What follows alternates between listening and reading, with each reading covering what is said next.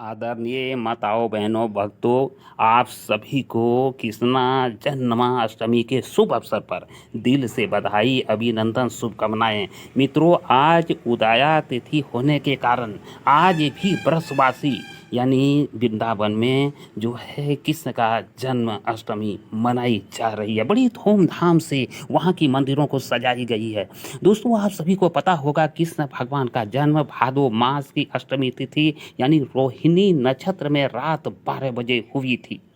मित्रों, कहा जाता है कि जब कृष्ण भगवान का जन्म हुआ तो उस वक्त आपको मैं ये कथा सुनाऊंगा, आप ये कथा सुन लेंगे। और कृष्ण भगवान का जन्माष्टमी पर्व अगर मित्रों आप लोग मनाएंगे ना तो आपका जो है सारी पाप कर जाएंगे। और वो क्या क्या मैं अभी बताने वाला हूँ, तो आप ध्यान पूर्वक वीडियो में बने रहिए और सुनिए। दोस्तों, कहा जाता है कि कृष्णा जन्माष्टमी पर्व मनाने पर 100 जन्म का पाप खत्म हो जाते हैं, ऐसा पद्म पुराण में लिखा हुआ है। दोस्तों, यही बात गुरुदेव अनुदाचार्य जी महाराज, यही बात गुरुदेव देवकी नंदन ठाकुर और गुरुदेव बागेश्वर धाम सरकार भी समर्थन करते हैं।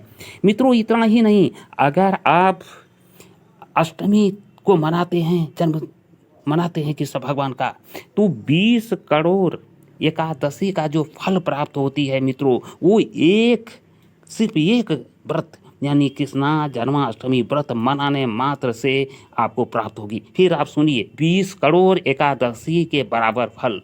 दोस्तों, 21 पीढ़ियां तर जाते हैं, ऐसा भी पद्म पुराण में लिखा हुआ है कि 21 पीढ़ी को अगर तारना है तो आपको ये व्रत करनी चाहिए। मित्रों, और भी जो एक फायदे होते हैं कृष्णा जन्माष्टमी पर्व मनाने पर, वो है अकाल मृत्यु नहीं होती।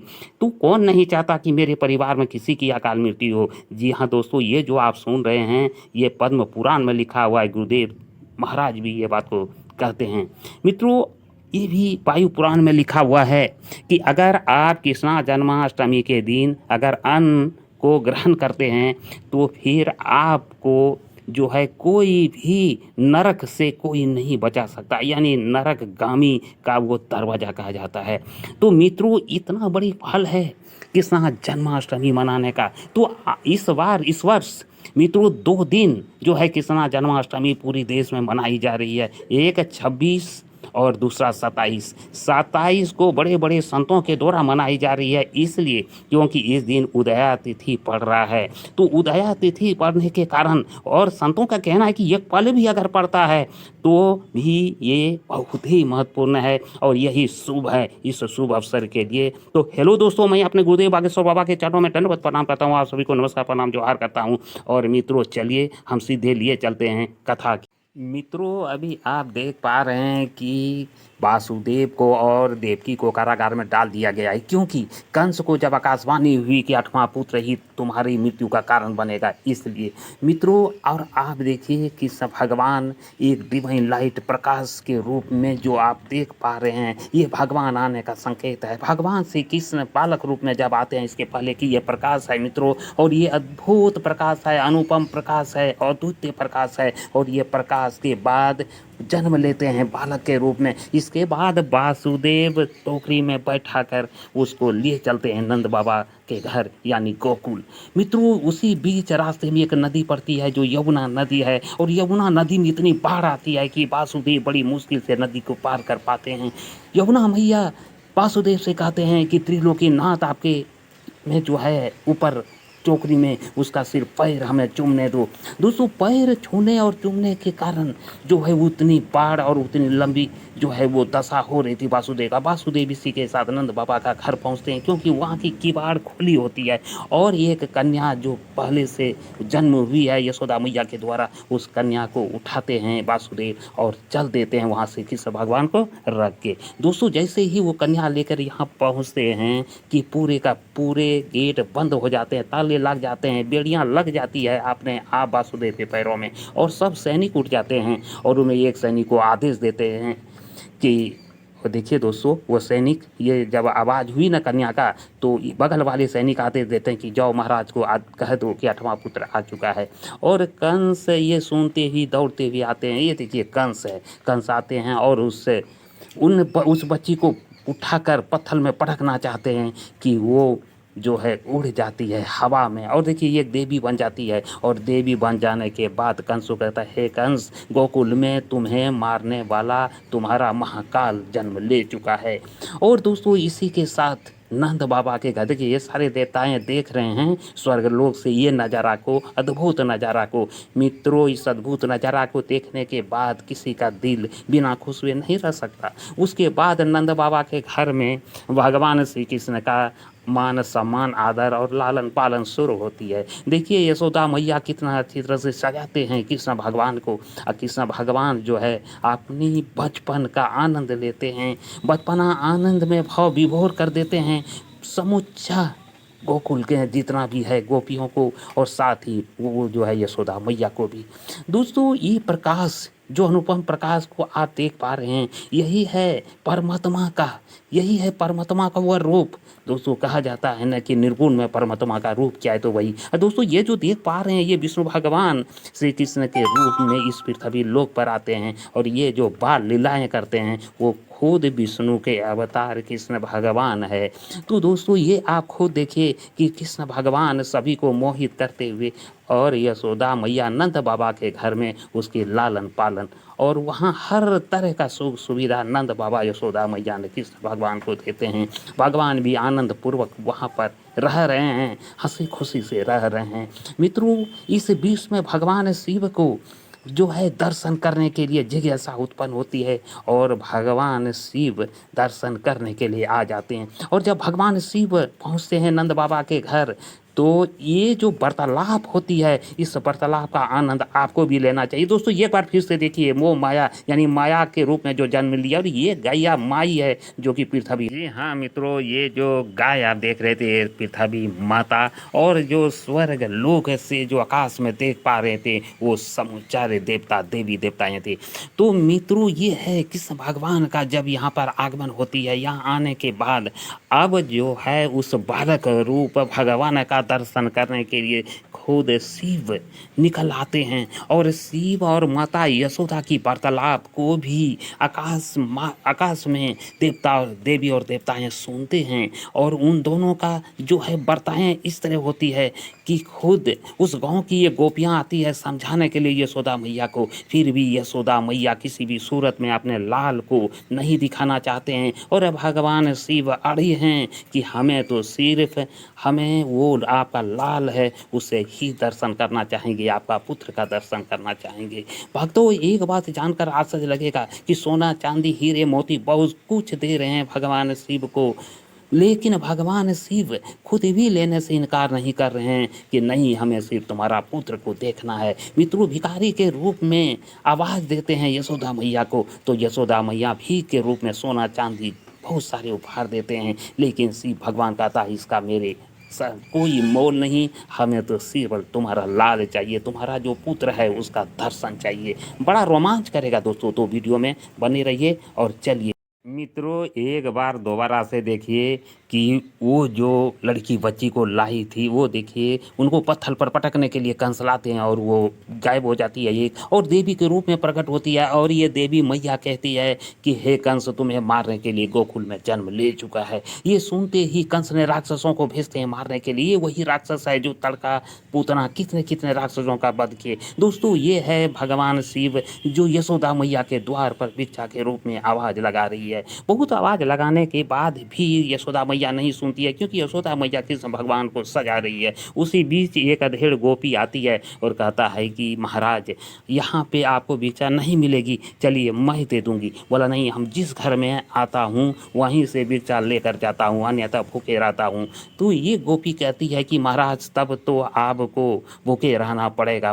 तो बोले बाबा जो शिव बने हुए हैं उसने खुद कहता है कि मैं भूखे रहना मंजूर है, लेकिन दूसरा घर में हम भीख मांगने नहीं जा सकते। ये बात भोले बाबा खुद इस गोपी से, और ये गोपी कहती है कि महाराज तो मैं देखती हूँ यशोदा मैया क्या कर रही है। और यशोदा मैया क्या कर रही है ये कहते हुए वो अंदर जाती है, और अंदर जाके उन्होंने देखता है कि यशोदा मैया जो है पालन पोषण उनका इतनी ढंग से करने में व्यस्त है कि उसे सूद भी नहीं है कि आवाज़ से कोई साधु महाराज आवाज़ भी लगा रहे हैं। मित्रों जब ये सब देख कर जो है बड़ा परेशान होती है। देखिए ये गोपी अंदर जाती है और यशोदा मैया से कहती है कि बाहर एक भिखारी जो है आवाज़ दे रहा है। यशोदा मैया कृष्ण भगवान के साथ इस तरह खेलने में मग्न है, इसे याद नहीं होती है। उसके बाद जो है भिक्षा लेकर यशोदा मैया बाहर आती है, जिसमें हीरे जवाहरात सोना चांदी, लेकिन भोले बाबा ने साफ इनकार कहता है कि हमें सिर्फ तुम्हारा लाला को चाहिए, सिर्फ हम तुम्हारा लाला को देखेंगे। दोस्तों इसी बीच में जब उस गोपी से भी ना मानती है यशोदा मैया, तब वहाँ से एक अप्सरा आती है। फिर उन्होंने, वो भी गोपी के रूप में, और उन्होंने इसे समझाती है, क्योंकि वही गोपी जिसके रूप में वो अप्सरा आई हुई है, उन्होंने इसको कहा कि तुम्हारे घर में लाला का जन्म होगा। तो दोस्तों ये जब दोनों गोपियां मिलकर समझाते हैं, तब कहीं जाके यशोदा मैया तैयार होती है अपने लाला को दिखाने के लिए। मित्रों वीडियो में आप बने रहिए और देखिए कि किस तरह कृष्ण भगवान को लेकर यशोदा मैया इतना यत्न करने के बाद, इतनी दोनों का समझाने के बाद वो तैयार होती है। और यशोदा मैया को ये पता नहीं कि जिसको वो अपने लाला को दिखाने के लिए ला रहे हैं वो खुद भगवान शिव है, भोलेनाथ है, ये पता नहीं, जिसके कारण से ये बार बार भिक्षा लेकर भले आती है, लेकिन अपनी लाला को नहीं दिखाने का जिद करती है और कहता है कि आपके जैसा कितने आते हैं और कहते हैं कि आपका लाला दिव्य है, और यही कह के जो है अनिष्ट करते हैं सब हमारे लाला के साथ। हमारा लाला ने आप लोगों का क्या बिगाड़ा है। जब ये दोनों गोपियाँ, जो एक अप्सरा है और उस गांव की ये गोपी है, दोनों मिलकर यशोदा माई को समझाने के बाद तब जाकर यशोदा मैया तैयार होती है और कान्हा को यानी कृष्ण भगवान को गोद में उठा के लाती है, इस शर्त पर कि हम डायरेक्ट बाबा को नहीं देंगे, क्योंकि कंठ में माला है, उसमें भी सर्प माला है, इसलिए हमारा लाला डर जाएगा। तब वो जो अप्सरा आई हुई थी, उन्होंने कहा ठीक है तुम दूर से ही दिखा देना। उसके बाद देखिए भगवान को बाहर लाई है यशोदा मैया ने और निहार रहे हैं उस तरह से भोले बाबा ने, जिस तरह से चकोर ने पूर्णिमा की चांद को निहारती है। दोस्तों उसी तरह से देखिए बच्चे को निहार रहे हैं और प्रभु आपस में दोनों बात करते हैं और कहते हैं, हम भोले बाबा बोलते हैं हम आपका दर्शन पाकर धन्य हो गए, बाल रूप देकर धन्य हो गए प्रभु। और दोनों में वार्तालापें भी होती है। और काश यशोदा मैया को यह पता होती कि ये स्वयं भगवान शिव है तो कितनी खुशी मिलती। दोस्तों वीडियो में दोस्तों माताओं बहनों और भक्तों, आपसे अब मैं निवेदन करना चाहूँगा कि वीडियो आपको थोड़ी सी भी पसंद आ रही है तो वीडियो को लाइक कर दीजिए मित्रों, और हमारे YouTube channel Usha Ghanshyam blog को आप जरूर सब्सक्राइब कीजिए, परिवार का सदस्य बनिए, हम आपका स्वागत करते हैं। मित्रों काश अगर यशोदा मैया को पता होती कि ये जो साक्षात साधु के रूप में जो यहाँ पे विराजमान है ये खुद भोलेनाथ यानी शिव भगवान है। दोस्तों जिस शिव भगवान भोलेनाथ का दर्शन करने के लिए देवघर में जब जल चढ़ाने का सावन में जो समय है 1 माह का, उसमें कितनी लंबी लाइनें लगती है ये देखकर आपको आश्चर्य लगेगा। 100 किलोमीटर से ऊपर की लाइनें होती है जो अनवरत 1 माह तक चलती है। ये है भोले बाबा की असीम कृपा महिमा, जिसका आज भी निराला है और सारे भक्त आज भी भोले बाबा के लिए अपना सब कुछ निछावर करने के लिए तैयार होते हैं। मित्रों तो यही बात मैं आपको कहना चाहूँगा कि वायु पुराण में जो भी अन्न का ग्रहण करते हैं कृष्णा जन्माष्टमी के दिन, चाहे उसका पुत्र पुत्री या घर का सदस्य, तो वो नरकगामी बन जाता है। इसीलिए कृष्णा जन्माष्टमी के दिन अन्न को बिल्कुल ग्रहण नहीं करना चाहिए। आप खुद अन्न को ग्रहण ना कीजिए और अपने पुत्र पुत्री परिवार के सदस्यों को भी अन्न ग्रहण नहीं करने दीजिए, इसी में आपकी भलाई है।